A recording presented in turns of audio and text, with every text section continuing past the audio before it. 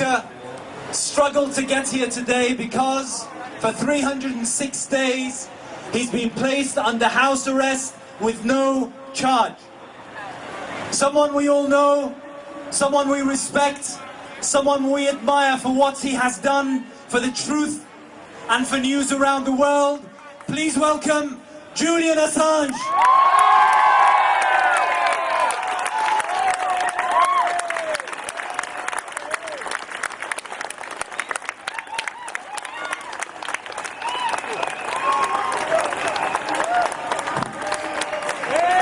Thank you.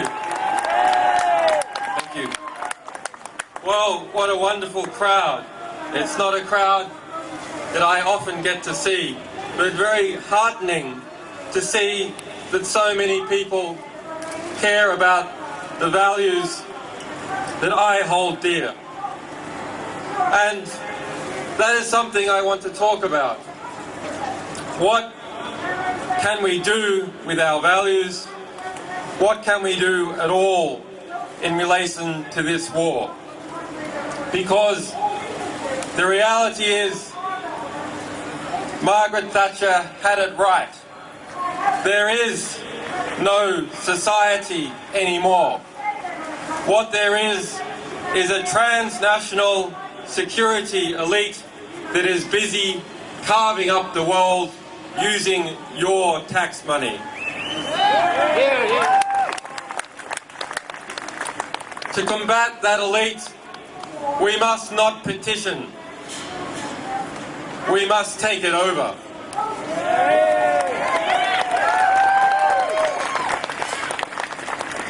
We must form our own networks of strength and mutual value, which can challenge those strengths and self-interested values of the warmongers in this country and in others that have formed hand in hand an alliance to take money from the United States, from every NATO country, from Australia, and launder it through Afghanistan, launder it through Iraq, launder it through Somalia, launder it through Yemen, launder it through Pakistan, and wash that money in people's blood.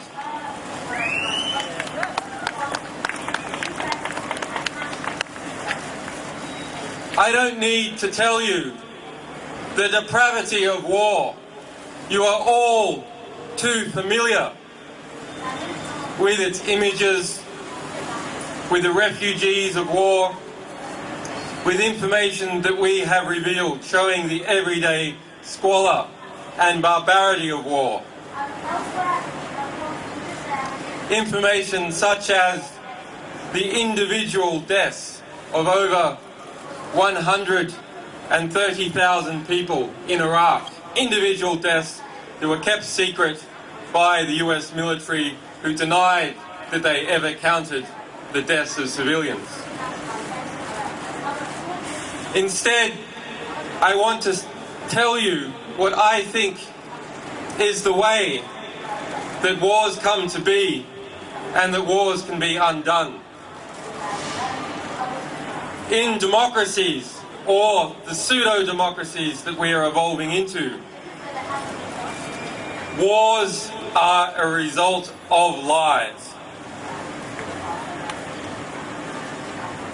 The Vietnam War and the push for US involvement was a result of the Gulf of Tonkin incident.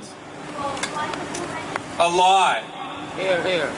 The Iraq War famously is a result of lies.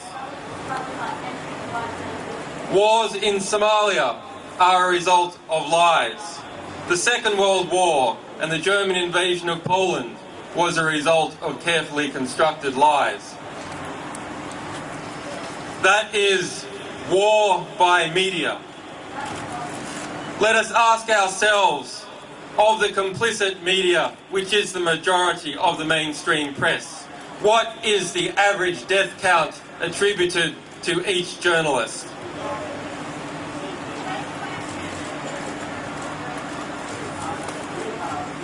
When we understand that wars come about as a result of lies peddled to the British public and the American public and the publics all over Europe and other countries, then who are the war criminals? It is not just leaders, it is not just soldiers, it is journalists. Journalists are war criminals.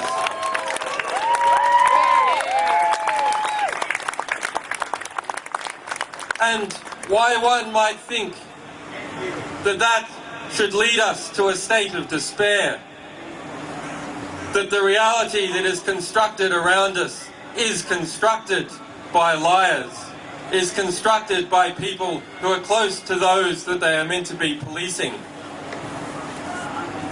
It should lead us also to an optimistic understanding, because if wars can be started by lies, truth can be started, peace can be started by truth.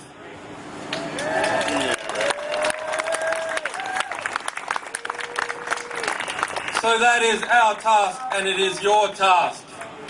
Go and get the truth. Get into the ballpark and get the ball, and give it to us, and we'll spread it all over the world.